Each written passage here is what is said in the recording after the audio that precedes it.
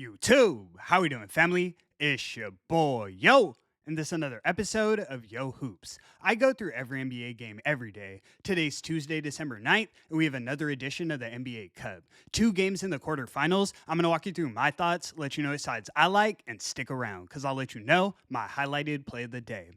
I do this every day for free, so please leave a like, subscribe to the channel, and let me know your favorite game in the comment section below. Without further ado, let me get into today's recap. Recap yesterday, I dropped my highlighted play of the day. I took the Minnesota Timberwolves laying 8 points against the Phoenix Suns. Obviously, I wasn't too excited about the line movement. It moved from Wolves laying 10 down to 8, but there's no way I thought the Suns were winning it outright. Mark Williams was our top scorer with 22 points, and they only shot 45% from the field as a team. I know Naz Reid and DiVincenzo played horrible, especially in the first half, but still a surprising outcome in my opinion. Final score was 108 to 105. Suns. I'm now 6-6-1 highlighted in December. We are seeing the board well, 31-26 on every game played, but let's get back in that win column with our highlighted play today. Without further ado, let me get into today's games.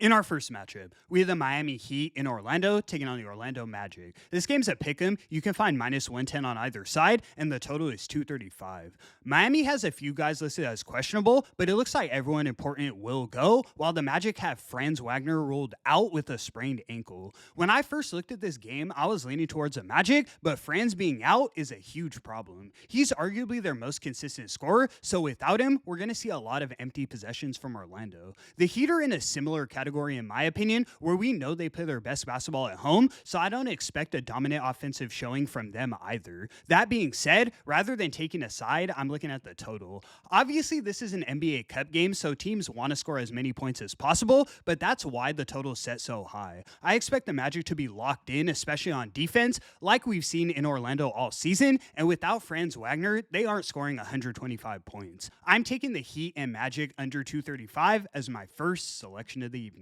In our next matchup, we have the New York Knicks in Toronto taking on the Toronto Raptors. Knicks are -185 on the money line, and the total is 227. Both teams have a few injuries coming into this one. For the Knicks, Landry Shamet and Miles McBride are both ruled out, while Karl-Anthony Towns is listed as questionable. For the Raptors, RJ Barrett is ruled out, Jamison Battle is listed as doubtful, and Jamal Sheed is listed as questionable.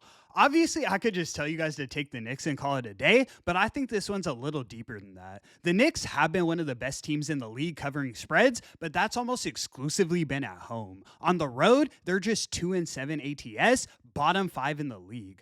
I do think New York wins this game, but in terms of a spread, I don't feel comfortable laying 5 points in Toronto. Rather than taking a side, I'm looking at a prop. I'm taking Josh Hart to go over 28.5 points, rebounds, and assists.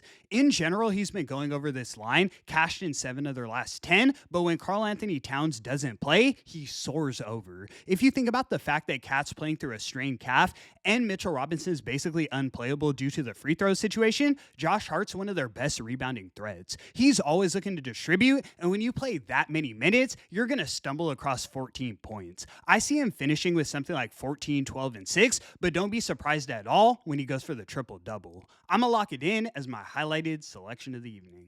And that's going to conclude today's video. Thank you so much for tuning in, guys. 6-6-1. We're about break even on our highlighted plays in December. Let's get back in that win column tonight. I appreciate the support so much. I do this every day for free, so please leave a like and subscribe to the channel.